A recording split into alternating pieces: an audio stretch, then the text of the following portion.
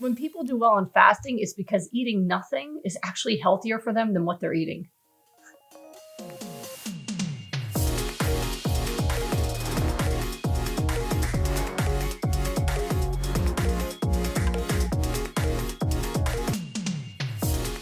Water fast or any fast, I mean, the whole point to the work that I do, right, is that when you feed the body the right foods, it can repair itself. Fasting goes against that, right? Fasting is, when people do well on fasting, it's because eating nothing is actually healthier for them than what they're eating.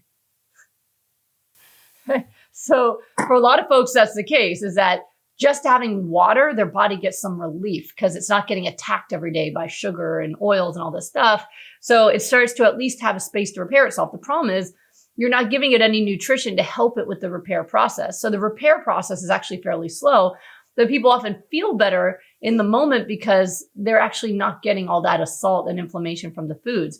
But what I see happen is when people start eating again, they end up getting their symptoms back and going through the whole same process. The other issue is I had a client of mine who did a water fast, who actually, I mean, he didn't need to, but he was already very lean. He'd been doing this for a long time. And he did a water fast and he had bone marrow failure, ended up in a coma. It was very bad.